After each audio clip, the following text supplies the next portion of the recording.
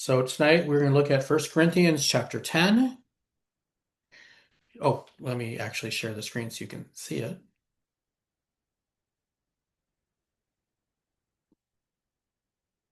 Okay, let me try and find the share.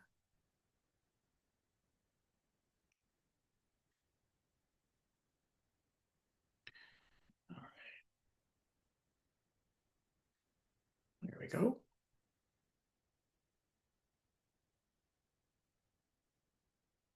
Okay, sorry about that. Okay, so chapter 10. Chapter 10 is the last chapter of what I'm like thinking about. It's like a three-chapter arc where St. Paul's been discussing food dedicated to idols. So let's remember how we got here. In chapter 8, St. Paul began this discussion. Some pagans had used to invite their Christian friends, and this is from chapter 8, to eat together with them in the pagan temple or to eat meat that was sold in the market. St. Paul begins by agreeing with those Corinthian Christians who said that an idol is nothing and there's only one God in the world. He even acknowledges in verse 8 of chapter 8, but food does not commend us to God, for neither if we eat are we the better, nor if we do not eat are we the worse. However, he added that they need to be aware of other people. There will be others who see that person eating food dedicated to idols and be tempted to follow those idols or do other things that pull them away from God. So he said in verse 9 of chapter 8, but beware lest somehow this liberty of yours becomes a stumbling block to those who are weak. So St. Paul devotes a lengthy discussion to this issue in chapter 8. He was not concerned with just laying down the rules. He wanted the Corinthians to see the underlying issues and principles. In his answer, St. Paul does not give specific yes or no, but guidance, a way of deciding on how we should act. He's saying that we all know what is right and wrong, but our actions should not be determined by what's written right or wrong, but by the impact of our actions on others. Many frame this as the law of liberty or knowledge, because I know what's right or wrong, versus the law of love. And St. Paul encourages them to follow love. I'll just say, from my own opinion, I really love this. And I feel that we can learn from St. Paul's framing. His response, and I think this is common, we look at St. Paul and how he presents his arguments through a bunch of through his epistles. Here, his response forces the Corinthians and us to really think about our faith and what it means to follow Christ. When we take up this challenge, this law of love, we cannot help but develop a deeper relationship with God and be more of a light to other people.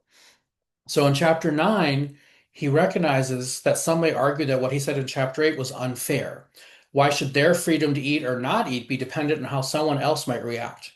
Thus, St. Paul continues his argument in this chapter by offering himself as an example of restraining one's actions out of deference for others.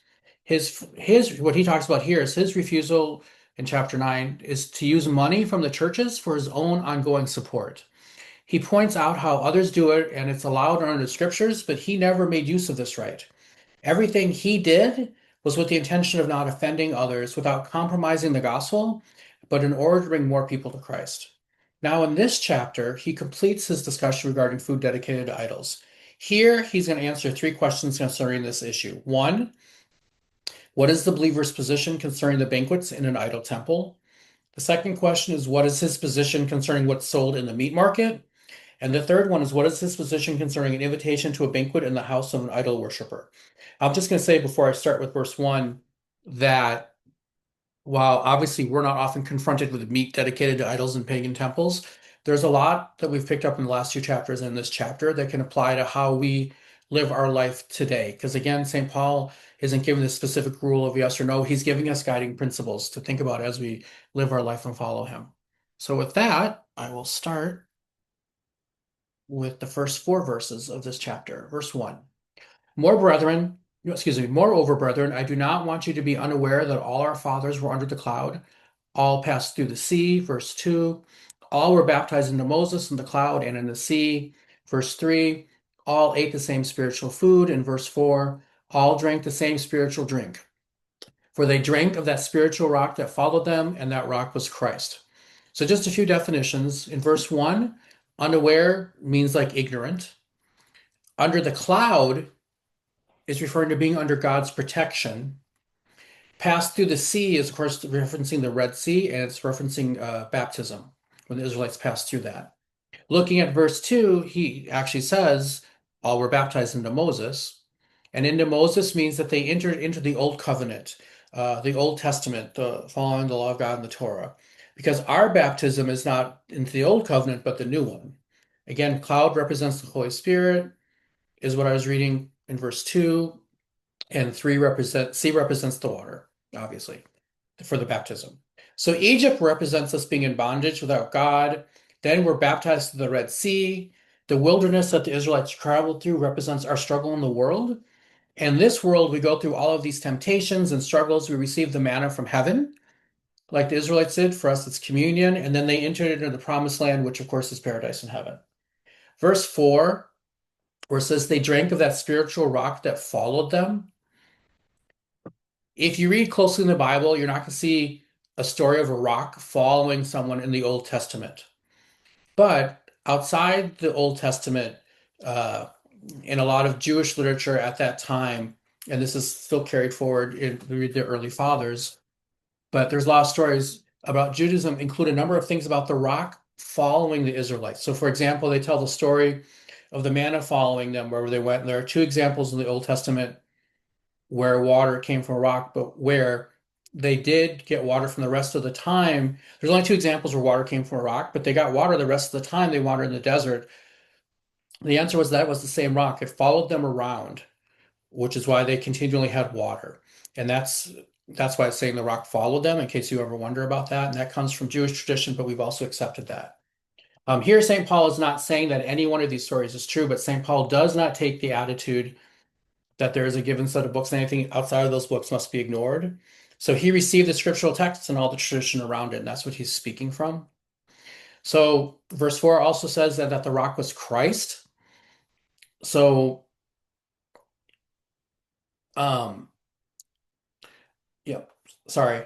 And also note the apostle in these first four verses repeats the word all 5 times in these four verses. So to confirm that God impartially and generously gave his gifts to everyone, yet the reward is only given to those who choose to follow him. The overall message that he's starting with here is that the Corinthians have a tendency to presume God's mercy and grace and to think of themselves as saved and immune to the judgment of God. After all, they've experienced the saving presence of God.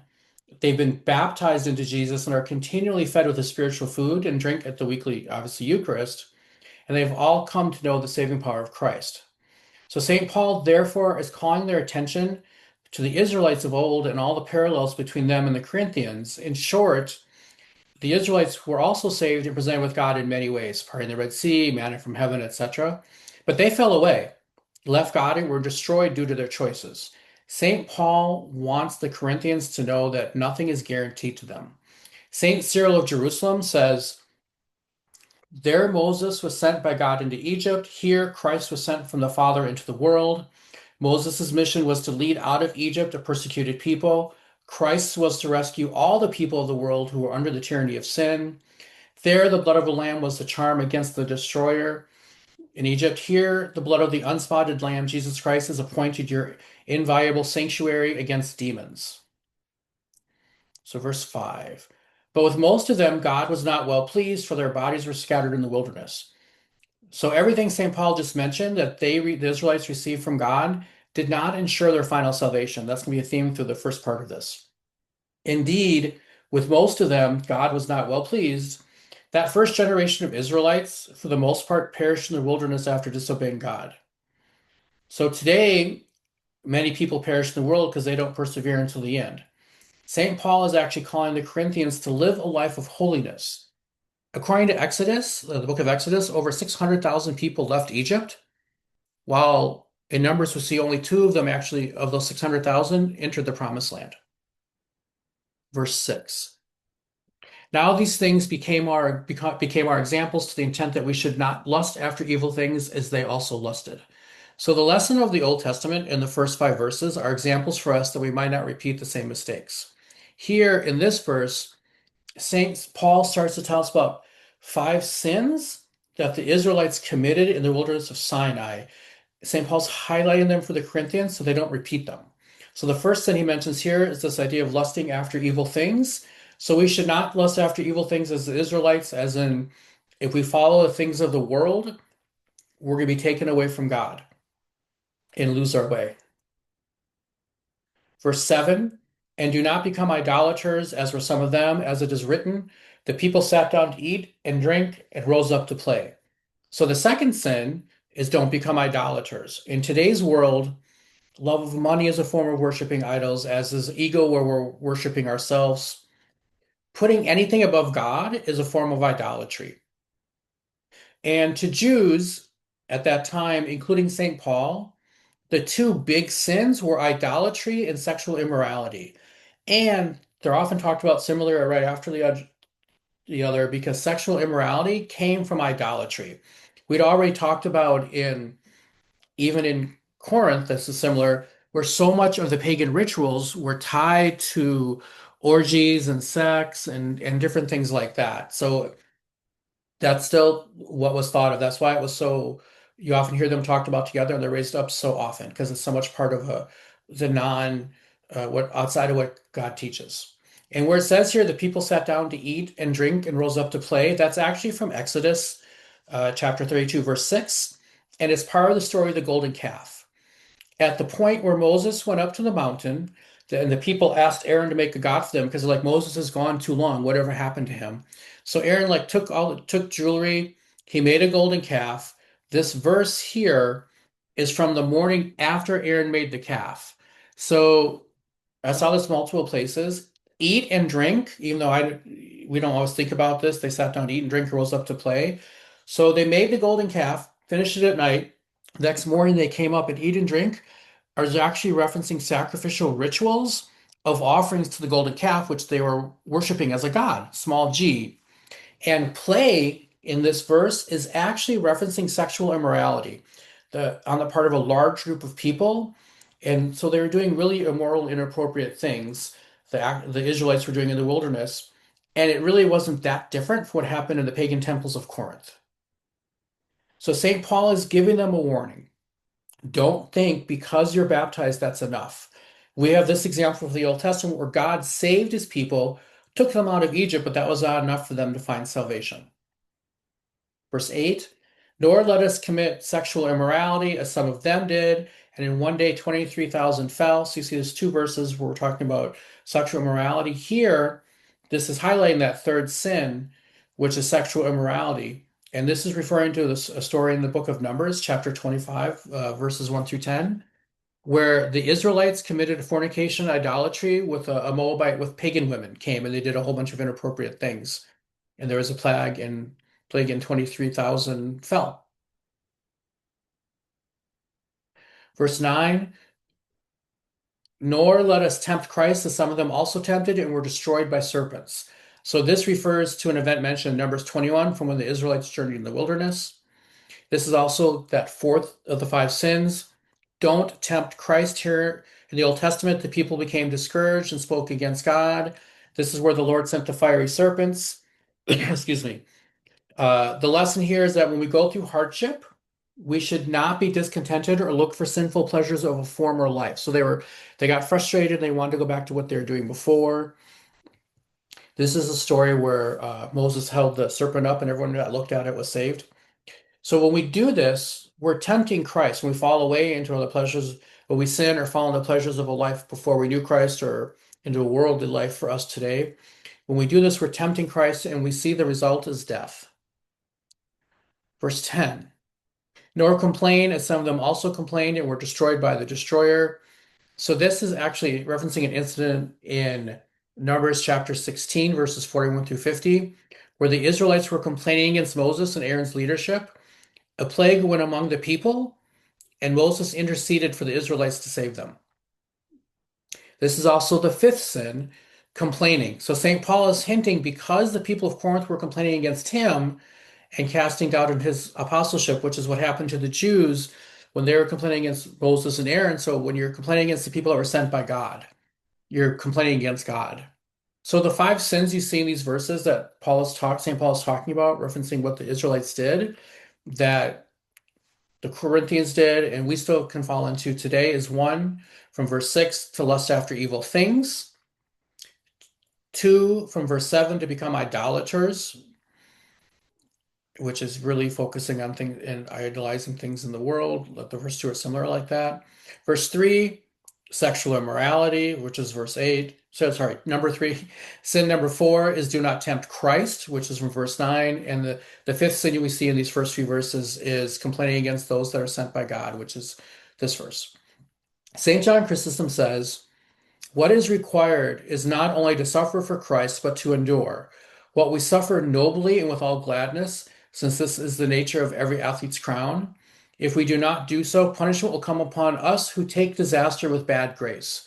This is why the apostles rejoiced when they were beaten, and Paul glorified in his sufferings. Verse 11, now all these things happened to them as examples, and they were written for our admonition, upon whom the ends of the ages have come. So in these first several verses so far in this chapter, St. Paul is saying that we're not immune from idolatry. He pulls from different parts of the Torah, so that even though you in this church, the Corinthians, even those who descended from Israel, the Jews, are not free from idolatry.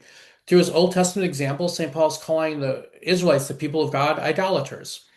Paul makes the following points here, which we can learn from. One, the Israelites had every type of miracle, spiritual, supernatural experience you can imagine: water from a rock, a pillar of light at night, a cloud during the day.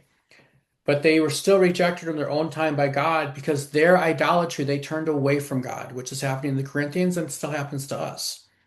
St. Paul is saying that God has not changed. He's still a jealous God. Jealousy in its truest form, not in how we understand it today, means to have protection in a sense of possession of something. So, for example, when we're talking about God being jealous, the example I heard was a true parent should be jealous over their child that no one harms their child. A spouse should be jealous over their other spouse that no one harms or hurts them. St. Paul is saying that God is still this way. The people of God had all the rituals that we have, and it did not save them. They did all the same wrong things that everyone else in the world was doing. They were no different despite everything God had given them. So the Corinthians with the idols are doing the same thing as the Israelites today, excuse me, back then. For us today, and this is something that I heard from one of the priests I was listening to, do we think we're saved simply because we partake of the Eucharist? Do you think you're saved when we chase after our lusts here on earth, sexual addictions, lust, anger, striving for things on earth, pursuit of wealth, the American dream? Whatever, some people think, well, because I show up to church every Sunday and take communion, they treat it like it's this magic thing that protects me from everything no matter what I do the rest of the week. That's not true. St. Paul says that historically did not work. That even those chosen by God out of Egypt were rejected by God because they embraced evil. This is the seeds roots of idolatry. Wanting to adore that which is not good instead of that which is good, this is idolatry. It's when you take something out of its natural order and put it in a supernatural place above nature.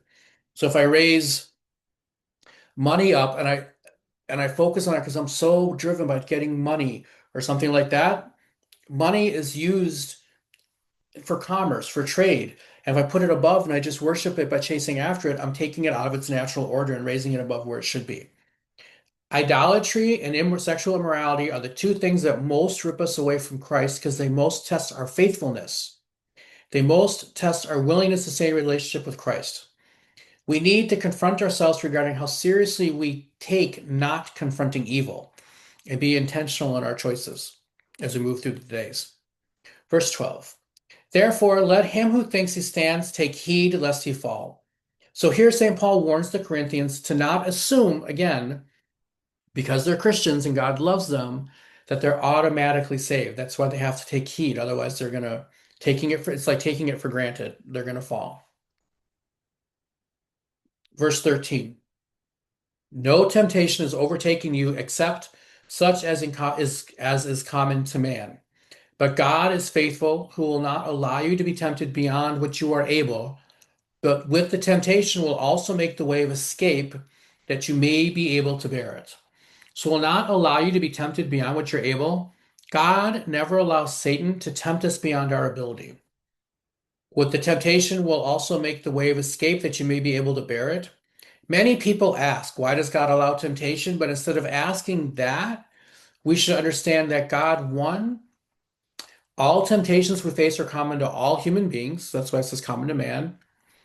Two, God will never allow you to be tempted beyond your ability. And three, God gives us the way of escape, how to overcome it. We just have to trust him and follow him.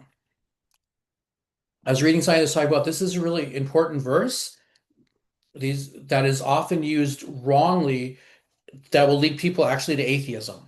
Many people read these verses and think to themselves that they cannot handle what's in front of them.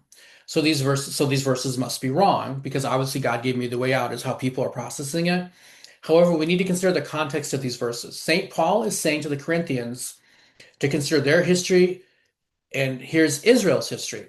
So the person who kept things going, the person who was faithful and rescued Israel is God. It was not the Israelites' wit or their intelligence that saved them from Egypt, it was God. God, when he moves or someone provides help and grace. St. Paul's telling the Corinthians that nothing they are going through is foreign. There is no temptation, again, that's uncommon to us. There's nothing new that others have not faced. This is still true today. There are no new temptations. But if you're in a real faithful relationship with God, to make an analogy to Israel, if we are of the Exodus where we choose to follow God. So remember, St. Paul is saying here that God will be faithful to you. God will deliver you. God does not say that I told you to go, so make sure you run fast enough. Instead, he says, I told you to go, so I'm going to open up the Red Sea because I told you to go. I'm putting a pillar of light at night and a cloud during the day to guide you. St. Paul is saying that in this context of relationship covenant, the Lord is faithful even when we're not. The Israelites could have stayed in Egypt. God did not force them to leave. He sent Moses because they were calling for help. And even after everything, they could have stayed. We sometimes ascribe temptations that we have as though they came from God. And then we yell at him for giving us something that overwhelms us when the Lord did not necessarily have anything to do with it. Then we pull out verses like this one and get mad at God because we think we're not getting the answer we want and deserve. Paul's point is that God is always faithful, but we're not always faithful to him. And if we're not faithful to God, we can be cut off. So again, part of this is talking about we have to be careful because sometimes we fall into the trap of I'm being tempted, I can't figure out the way out, so God must not be here. It could be that temptation is not from God, like the temptation is what I'm really struggling with is chasing money or chasing status or chasing a title or something like that. And God's not going to help me with that. But if we're following God, when things happen, as long as we trust him, we always have the way out. The next section is about fleeing from idolatry, and it's verses 14 through 22. So verse 14, therefore, my beloved, flee from idolatry. Drawing on these examples from the history of Israel that I've been going through, St. Paul concludes his argument against eating food offered to idols. Though he's been using strong language, threatening them by implication with destruction, here he softens his tone, imploring them as his beloved ones to flee from idolatry, running as far away from it as they can. Many people in Corinth were eating meat dedicated to idols and offending others. We should not linger around sin. We should flee from it and avoid it completely. We should remember that no matter how strong we think we are, there is always the temptation to fall.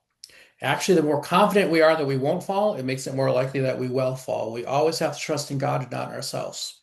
And the longer we hang around sin, the greater chance we have of actually falling. So these next section of verses, like actually 15 to 22, just a quick summary of what we're about to get into. St. Paul is now going to start speaking about the idol celebrations and the Lord's Supper. Although the idol is nothing, what he's going to show us, talk about, is that there's a demonic power behind it. And if we eat from meat offered to idols, we're actually participating in the table of the demons. And we cannot participate in the table of the demons and the table of the Lord at the same time. So verses 15, 16, and 17. 15. I speak as to wise men. Judge for yourselves what I say. 16. The cup of blessing which we bless is not the communion of the blood of Christ. The bread which you break, is it not the communion of the body of Christ? Verse 17. For we, though many, are one bread and one body, for we all partake of that one bread. So in verse 16, the cup of blessing is the name given to the chalice that holds the blood. That is taken as a very clear statement regarding communion. You might hear other Christian denominations, or argued that communion is a symbol, but we see that it's not true from this verse. This is a clear statement of the change of the elements from bread and wine to body and blood. For at communion, at the Eucharist, there is a real participation in the body and blood of Christ, just as Christ's human body is united to him, so we're united to him. As those many grains become one loaf of bread, those who take this communion become one in Christ. And that's actually something that St. John Chrysostom talks about. St. Paul appeals, also notice at the beginning, I speak as to wise men.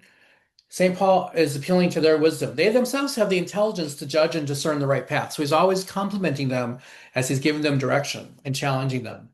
So they themselves can surely see that eating food offered to idols is not compatible with the sacramental food they're already eating, that the two cannot be combined. Verse 18, observe Israel after the flesh. Are not those who eat of the sacrifices partakers of the altar? So now that he's spoken of the sacrifice in the New Testament in the last verse about Christ being the body and blood, here he's turning to sacrifices of the Old Testament. Israel after the flesh is speaking about the Old Testament, those who were born Israelites, while those who follow Christ are Israel of the Spirit, not after the flesh. And then where it says, are not those who eat of the sacrifices partakers of the altar? So part of sacrifice offered on the altar in the Old Testament was given to the people, so they were partakers with God of the sacrifice. He's saying that when we take communion today, we are one with God. Those who partook of the Old Testament sacrifice were one with the altar of the Old Testament. Just as those who eat of the idols, the pagan sacrifice, are one with the idols. So now he's bringing his argument back around to this piece here. And we'll see this in verses 19 through 21. 19. What am I saying then? That an idol is anything, or what is offered to idols is anything? 20. Rather that the things which the Gentiles sacrifice, they sacrifice to demons and not to God. And I do not want you to have fellowship with demons. Verse 21. You cannot drink the cup of the Lord and the cup of demons. You cannot partake of the Lord's table and of the table of demons. So again, St. Paul's actually referring back to chapter 8 and anticipating their response that an idol is nothing, so it does not matter if they eat from food offered to from food sacrificed to idols. Although the idol is nothing, as in it's a piece of wood or marble or stone or whatever it's made out of, with no authority and no power, the sacrifices offered to it are offered to demons and not to God. And he who partakes of them will have fellowship with the demons. The true believer cannot have fellowship with Christ and demons at the same time. So St. Paul, and this is important because today we always think of the pagan gods like Zeus or Hermes or whoever as mostly how we see them cartoon characters in today's world. But St. Paul understands that the pagan gods, while the idols, whatever they were made of, was just a material object that wasn't real, but the pagan gods were real and that they were demons. And this was normal for a Jewish person's perspective at that time. St. John Chrysostom says, this is the reason why we should not eat food which has been sacrificed to idols. The uncleanness is not in the food, but in the intentions of the sacrificers and the attitude of the receivers. Verse 22, or do we provoke the Lord to jealousy? Are we stronger than he? So St. Paul is not taking back what he said before. The idols, again, are not real. However, he's adding that behind the idol is something demonic, something real. St. Paul is saying that they are right to say, those who say it's just meat and those gods are not real, that's correct. But those who refuse to eat it are also right because there's something demonic going on here. This all circles back to chapter 8.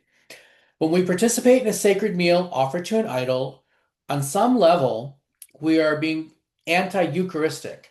The pagans have their own meals for the gods. So St. Paul is saying that we can't participate in both. For example, today, this is an example I found when I was researching.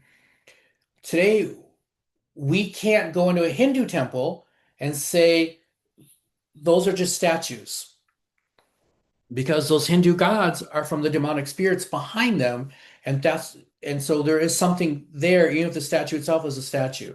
As Christians, we must recognize that whatever is behind the statue is demonic, even though the statue is just a piece of wood or marble or whatever it's made out of. We need to be careful because anything we do, acknowledging it, is not participating in the true God. The Israelites offered up prayers to demonic gods, even though they were just statues like the golden calf. St. Paul's being really smart here and tying everything together across the Bible. He's telling the Corinthians that when you enter into a meal with those who worship the idols, you are entering into community with them. You now have communion with something demonic. This is why the Israelites were punished. The same thing will happen to us if we decide to run after other gods or run. And remember, idols today, it's not just the pagan gods and the statues like walking into those temples, but it's also anything we're raising up and focusing more on than Christ. Again, an example oftentimes we hear today is the love of money. Not money, but the love of money. So now the rest of this chapter is really focusing, well, you'll see it focuses on all glory to God as we move through it. So verse 23, all things are lawful for me, but not all things are helpful. All things are lawful for me, but not all things edify. So this phrase we've heard off and on in the last couple chapters, all things are lawful for me. Where that's coming from is, and I think I mentioned it earlier in a different chapter, Paul is citing certain slogans that the Corinthians used. So they used a lot of slogans to justify they were right. And one was all things are lawful for me because they're with God. So they were using that to justify their behavior. Paul agrees with the slogan in part, but corrects them to show how the Corinthians have misused these ideas.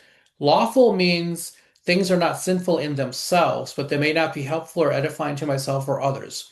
So there are some things that are obviously not lawful. We've talked about this before, such as fornication, adultery, things like that. There's a whole list of things, though, that aren't specifically said are unlawful. So those could be lawful, but the question then is, are they helpful? Are they helping me? Are they helping other people? So even if it's lawful, we need to think about whether it's helpful and edifying, drawing me closer to God. Last time we spoke about drinking as a good example of something that's lawful, but it may not be helpful or edifying. We should always consider these questions through the lens of the law of love. We will see that quite often things that are lawful do not actually help us and could hurt other people, which again is still true today. So a lot of what he's talking about, even though we don't have pagan temples in every corner like they did, can still apply to us today and help us move through the world. So we have to be careful that something lawful does not actually help us, it could hurt others. Not to mention that the closer we are to these things, the more likely we are to get tempted.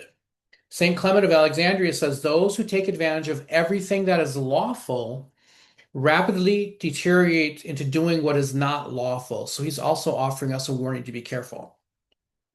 Verse 24, let no one seek his own, but each one the other's well-being. Again, Christians are obligated to obey only one law, the law of Christ, the law of love. This obligates us to what's helpful and edifying to the other person's well-being. We therefore continually should be seeking the good of others in every way. And I think that's important. It's been repeated a few times, but I think it's important to recognize that wasn't the pagan world that the Corinthians lived in. That was not the world surrounding the Israelites when they were there, and that's not the world today. I mean, America is a really good example of individuality, the American dream, pulling yourself up by your bootstraps. If I work really, really hard, I don't need anybody else, and I can accomplish all these things. All of that is actually counter to Christ and the law of love. So we have to be really aware of how hearing that narrative all the time around us can influence us and without realizing it, pulls us away from God. Verses 25 and 26. 25, eat whatever is sold in the meat market, asking no questions for conscience' sake. 26, for the earth is the Lord's and all its fullness. So the earth is the Lord and all its fullness is a quotation from Psalm 24. So the St. Paul sums up giving concrete guidelines for the various situations in which they might find themselves. First, he says, whatever is sold in the market, they may eat without making any further inquiries because of conscience. St. Paul says here we should not disturb our inner peace by attempting to discover where the meat originally came from. For it's not the case that the meat that has been sacrificed to idols is actually physically contaminated and brings automatic spiritual sickness by virtue of its being sacrificed to idols. It's not bad meat or unclean in itself. Rather, he says, the earth is the Lord's and the fullness of it, all that the earth contains belongs to God and is good by virtue of having been created by him. Thus, it's not unclean or unfit in itself and can be safely eaten, as in it's not going to physically make you sick. St. John Chrysostom says, nothing is unclean unless we make it so by our intentions and our disobedience. Verses 27 and 28. 27. If any of those who do not believe invites you to dinner and you desire to go, eat whatever is set before you, asking no question for conscience' sake. Verse 28. But if anyone says to you, this was offered to idols, do not eat of it for the sake of the one who told you and for conscience' sake. For the earth is the Lord's and all its fullness. We see the verse again, and we see this confusing thing of just eat it, but don't ask any questions. But if someone says something to you, don't eat it. So if a non-believer invites you to dinner, and this can happen to us today, and you want to go eat whatever's put in front of you without asking questions for your conscience' sake of where it came from. But notice how you react if you are told it was offered to idols. Do not eat for the sake of the one who told you. That person telling you this highlights this meat is unclean, and so if you eat it, you'll trouble that person's conscience. What that means is when someone at that time was saying, hey, this was offered to idols, that means that has a meaning for them. That either means that they worship that idol and they're letting you know how wonderful it is that, hey, you're eating something that was given to my God that I worship, or they're saying, you know what, it was offered to idols, you better be careful. In either case, you then eating it, that person then eating it back then, is impacting that other person. Because if it didn't matter to them, they wouldn't have said anything. For us today, imagine if during a fast, Wednesday, Friday, Nativity, Lent, etc., someone comes up to you and tells you that the thing you ordered has some non-vegan product in it. What impact does that have on the other person if you go, it's just one meal, it doesn't matter, or it's just a little amount and you eat it anyways? It's not about the food. That food is not going to make you sick, but it's about offending others because the fact that they're saying it means it has some impact on them. And if they don't believe and they think you're silly for fasting all the time and you don't eat it, you're basically telling them that what you talk about doesn't really matter. And if it's someone who follows you as an example, who's another Christian, and they see you shrugging it off, that means they can shrug it off. And here's the thing.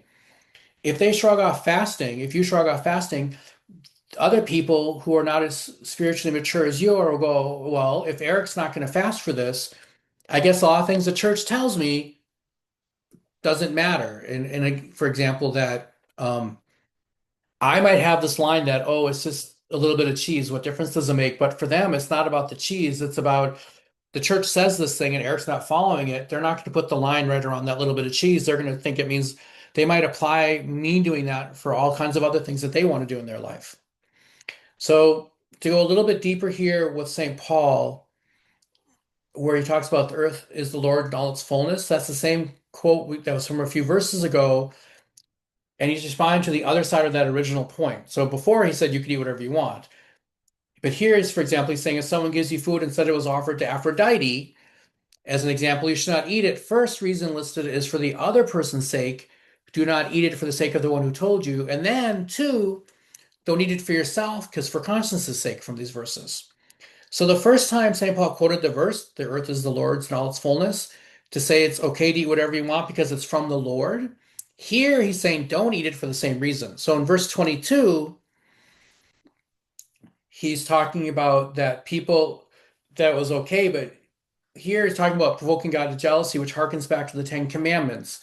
Here St. Paul is saying that the people took something that God made and is good, and the people offered it to a demon rather than the one who created it. Effectively, they stole the meat. It was created by God. It's good in God's eyes. They took it, instead of offering it to God, they took it to a devil.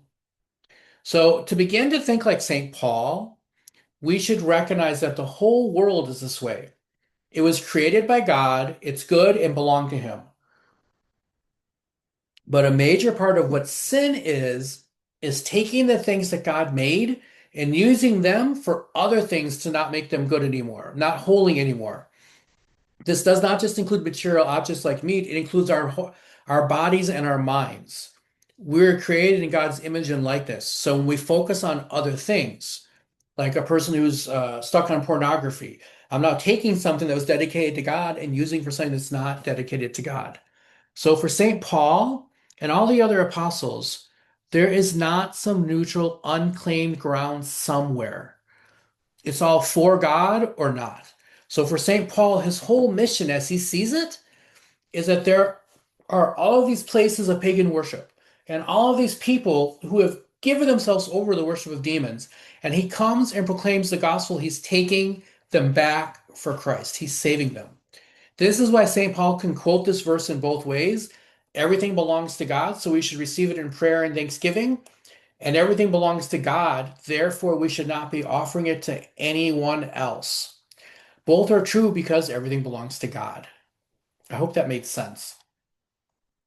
Verse 29, conscience, I say, not your own, but that of the other. For why is my liberty judged by another man's conscience? So this is really the bottom line question. Why is my freedom limited because of another person's conscience? This seems unfair. Why must I conform to the weakness that someone else has? And again, this all goes back to the law of love and really going deeper into following Christ. Verse 30. But if I partake with thanks, why am I evil spoken of for the food over which I give thanks? So not all actions are acts of love which seeks the benefit of others to build them up. We actually go a lot more into this in chapter 13, but here St. Paul is talking about we're at someone's house, for example, who's not a believer. They offered you food that may have been offered to idols. They offer you food without explaining its source. Eat it. But once, this is looking at the last several verses, but once someone has said something, there is meaning involved. Don't eat it because now it means something to them, as I said a few minutes ago. As soon as that is said, there is an evaluation of your response. Now, it is not a question about some statue. It's a question about your participation. Now you may be participating in something that shows you are doing an act of worship in the other person's view. Today, we have a tendency to not think about the meaning of things anymore. We tend to assess utility over meaning. We might look at a situation and say, I'm hungry. I wanted food, so I ate. The food served a function. St. Paul is saying that once you've said something or done something, it means something. A couple of examples when I was preparing for today, a Coptic Orthodox priest offered in relation to this verse that they have been asked a lot. So I'm going to offer these just so you have a way of thinking about it today from stuff that's come up for Coptic Orthodox priests today. He's been asked a lot about if it's okay, for example, to attend a gay marriage. And he explained that he does not answer that question directly, but he asks, what does your participation mean? When you attend a wedding, you are participating in it. To help guide their answer, he goes, is going a sign of your agreeing to the marriage? Do you agree? Is it participation? And he's talking about you need guiding questions to really think about when you do these different things, what's the impact for yourself and for other people, the message that you're giving. He said he gets asked about getting a tattoo a lot. And if you look at it, a tattoo before the 1990s was historically associated with like bikers, sailors, prisoners that carried a significant social stigma. In the 90s, this began to change as it appeared on a lot of stars, athletes, other public figures, and became sort of an art form in popular culture. But at the same time, the other thing that was happening in the 90s is there was a boom in popularity of tattoos among women, with more than half of new people getting tattoos in 1996 being women. And many of them were getting tattoos as symbols of female strength, independence, and girl power. So when you think even about a tattoo, we need to consider what's the meaning of these things and consider others more than ourselves. It's not just what is important to us, what is it we want to do it, but what's the impact it's going to have on other people. We tend to emphasize how others, as we move through the world, how others need to make room for us and accommodate us. We think that they need to know that I'm good, and they need to fix themselves to see me that way no matter what I'm doing. St. Paul is saying the exact opposite, because Christ is the opposite. St. Paul is saying we need to accommodate others. The way of thinking is not legalistic. Most people today are looking for a rule. What's the rule about attending church, dating, alcohol? St. Paul's not going there. He's liberating the Corinthians by giving them a way of thinking so they can make their own decisions. So pretend that there was a rule about flatline rule, we're not allowed to drink. Then you go to a person's home, drink alcohol, obviously. You go to a person's home and they want to raise a glass and a toast for some celebration. And then I start yelling at them, why are you drinking? What are your choices? What's wrong with you? Do you know how that's so bad? But they're talking about taking a sip from a glass for a toast. They're not really into drinking. I've now offended them in the name of just being morally superior and having these rules, but it's not based on a truth, it's based on a rule. What matters is the way of thinking rather than being mandated what to think. And that's what St. Paul is trying to teach them today, and that's what I'm trying to talk about tonight to help us moving forward. Verses 31 through 33. 31. Therefore, whether you eat or drink or whatever you do, do all to the glory of God. 32. Give no offense either to the Jews or to the Greeks or to the church of God. 33. Just as I also please all men in all things, not seeking my own profit, but the profit of many that they may be saved. So as Christians, we must order ourselves around the idea that we do not seek our own rights, but that all we do is seek the glory of God. You're going to hear that a lot in the next couple of minutes. This means that we should not offend others while not compromising our faith at the same time. So whether you eat or drink or whether you abstain, in fact, anything you do in all your life, do everything for the glory of God. That means thinking about God, being intentional about Him, putting Him in front of us. And that takes practice, especially in this world where so many things pull us away from God. God's glory and the good of other people, other believers, must take a priority over our own pleasure and concern for our perceived rights. This is the goal. We're working for salvation, not primarily of ourselves, but also for others. So if my freedom hurts another, I should give it up because of my love for that person. For example, I know, again, the examples I always heard had, for a reason, had to do with alcohol. So most of us would not drink alcohol in front of an alcoholic because we do not want to tempt that person to fall. However, these kinds of decisions happen to each of us thousands of times a day, and we don't realize it or think about it. When we cut someone off in traffic, when we jump in front of them in a line, when we grab a parking spot in front of someone, we always tell ourselves that we deserve it. We're in a hurry. We were here first. And quite often, we never consider the impact of those small actions might have on the other person. We justify that we're not responsible for that other person. We do this instead of approaching the situation like St. Paul, where he's looking always for ways to help others. So the law of love applies to everybody, however we're moving through our life. In these verses, you don't go out of the way to irritate others. We don't need to go out of our way to yell at people. In fact, we should please them as much as we can, just not at the expense of the gospel. Your desires should be the salvation of all, not just yourself. So God is this objective truth, objective. And there must be some salvation-based intentionality that we practice. We must live intentionally. This is what St. Paul is really talking about. This should not be taken lightly. Something I heard, I thought was interesting, you can do it if you want, is challenge yourself for a week where you live for others. Like all of those decisions, like getting in line, jumping up when I'm hungry, cutting people off. Challenge yourself where every decision you're making is for other people. Recognize that when you choose to do or not do something, it should be based on other people's needs or whether it's just your own desires. There's nothing wrong with desiring something. The question is, do we put that, what we desire, over the needs or impact of our actions on other people? Crucifying ourselves, sacrificing something only happens when our will, our desire, is in conflict with what is right, glorifying God. It's really important.